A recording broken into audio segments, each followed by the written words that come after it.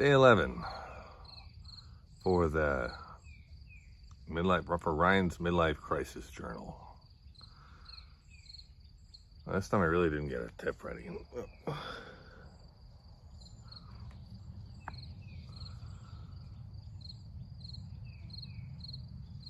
Today's tip is deboxing. So this will especially be useful if you're trying to fit stuff into refrigerators or pantries or anything like that. The idea with deboxing is to realize where you can make more space by taking things out of the original box when it's not necessary anymore. Some people might realize this is obvious if you had something like, a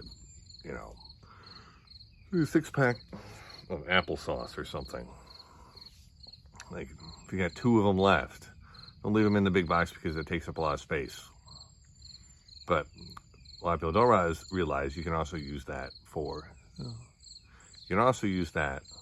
for cereal boxes, and keep the cereal in just the bag. If you have a lot of cereal boxes, you have a variety of cereal that your family likes, that's the way to go. I'm getting mosquitoes today.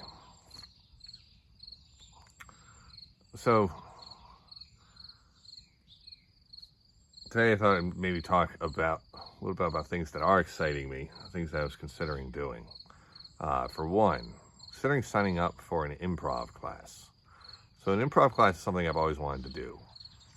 I see it as like almost the ultimate version of, like, if you have fun playing board games where you have to act things out charade style, an improv class is a way to do that.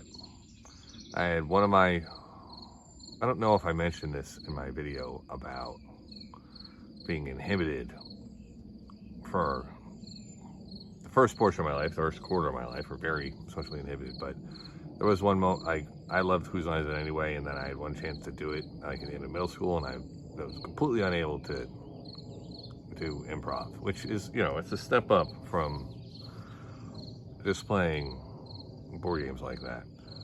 So considering signing up for that, it's tough because that's still time and, it's time and money, but to be fair, like, there are a lot of other things to spend time and money on. So I'm thinking I may want to do one thing like that, almost like a bucket list item. Another thing I'm torn on, which I'm in a weird spot today with. So, I've also mentioned how, kind of as a counteract to feeling inhibited growing up, I always enjoyed doing, like, when I was 11, I streaked the field. And I'm not gonna lie, I kind of enjoy doing this video, in the nude, because it feels freeing. It feels like, to me, nudity is a form of honesty.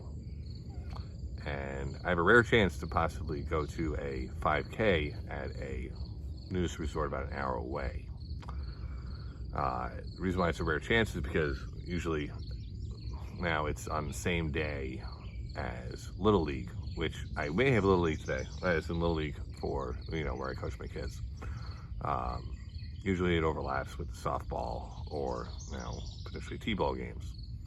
And today, for whatever reason, they rescheduled the 5K to the afternoon, which is possible. It's also raining, which meant that there was a chance that my son's t-ball game is we're going to have to reschedule it. But I have a chance to go. But now I'm in this unfortunate spot where my first chance to go in probably 4 years. We're also coming off of when I was just taking Doxy for probably having Lyme disease from a tick bite, and I had heart palpitations during this, much less have not been, really exercising. So, yeah, I don't know. I don't know if I'm going to drive the hour to go do a 5K that I don't know if I should be trying to run that much right now anyway, given I'm not only out of shape, but was literally having heart-related symptoms with an illness. So, that excites me, but those are things that, neither of those, most of those things are things I might be excited to do. They're not necessarily things I'd be excited to, like, not like accomplishments, they're more like experiences. So if I'm trying to find something that I could get up early that would make me excited to get up in the morning to do, I don't think just starting like a nudist blog or an something improv related would even, I don't know if we're even close to that. I think that, I think if for things like that, I have to start thinking about things that I'm good at. As far as YouTube, 2 YouTube channel ideas I have that I'm going to give a try at some point. One is I might just record myself playing Sporkle and there's like a Let's Play thing, because why not? The other one is I'm a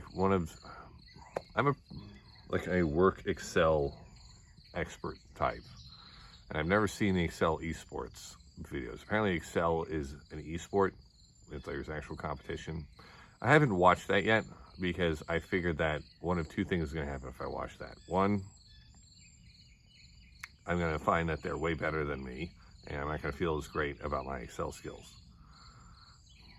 Which, you know, 2, they're not way better than me, in which case I realized that maybe I could have gone into Excel esports. So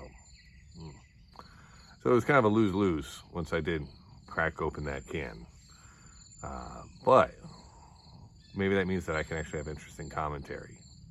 So we'll see.